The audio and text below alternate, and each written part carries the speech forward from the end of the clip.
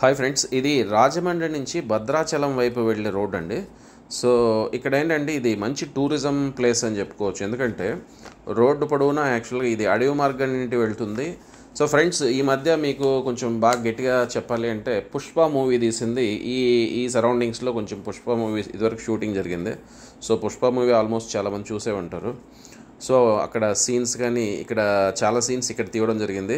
So ఈ రోడ్లో రంపచోడవరం, మారేడుమిల్లి, తులసిపాక, లక్కవరం, మోతుగూడెం అనే విలేజెస్ అన్నీ ఇదే రోడ్లో కవర్ అవుతాయి.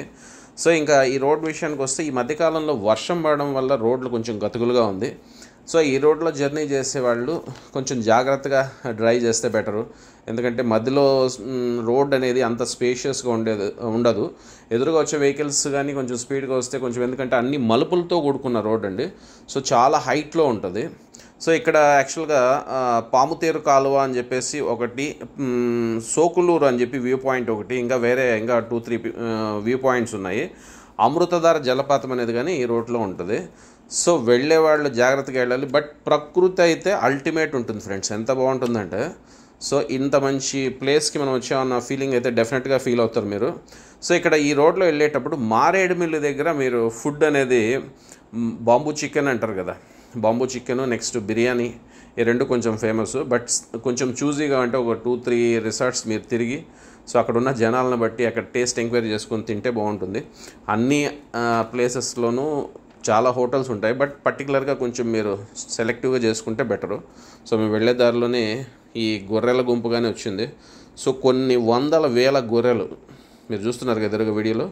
సో రావడం జరిగింది. అంటే ఈ పక్క చాలామంది గొర్రెలు మేపుకొని కానీ బతికే వాళ్ళు చాలామంది ఉన్నారు. జస్ట్ మేము 4 మెంబర్స్ ఫ్రెండ్స్ అనేది ఈ జర్నీ స్టార్ట్ చేసాము.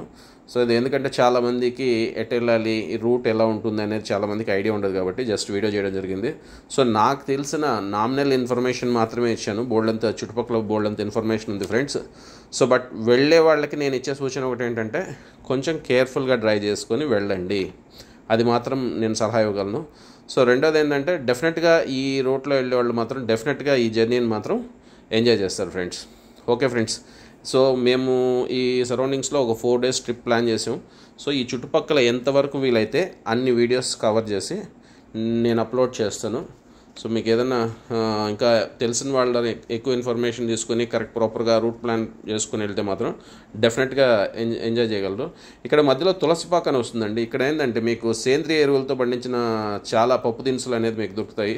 హ్యాపీగా తీసుకెళ్ళచ్చు. ఆర్గానిక్ అంటారు కదా, ఆర్గానిక్ ఫుడ్. సో మధ్యలో అడవుల్లో తేనె కానీ అమ్ముతుంటారు. ప్యూర్ తేనె అండి. తేనె కానీ మీరు కొనుక్కోవచ్చు. బట్ కొంచెం కేర్ఫుల్గా ఉండాలి. కొంతమంది తేనె అని చెప్పి వేరేది అమ్మడానికి కానీ ఛాన్స్ ఉంటుంది. బట్ డెఫినెట్గా ఈ జర్నీ మాత్రం అల్టిమేట్ ఉంటుంది ఫ్రెండ్స్. సో ఫ్రెండ్స్, నేను ఇంకా నాకు తెలిసినంత వరకు చాలా వరకు డీటెయిల్స్ చెప్పాను. ఎందుకంటే నేను ఈ రూట్లోకి రావడం మేము 4 మెంబర్స్ ఫస్ట్ టైము. సో నాకు ఇంకా తెలిసినంత వరకు ఇంకా ఏదైనా ఇన్ఫర్మేషన్ అప్డేట్ అయితే మాత్రం డెఫినెట్గా ఇంకో వీడియోలో నేను మీకు అప్లోడ్ చేస్తాను. Thank you very much for watching this video. Right friends, bye bye.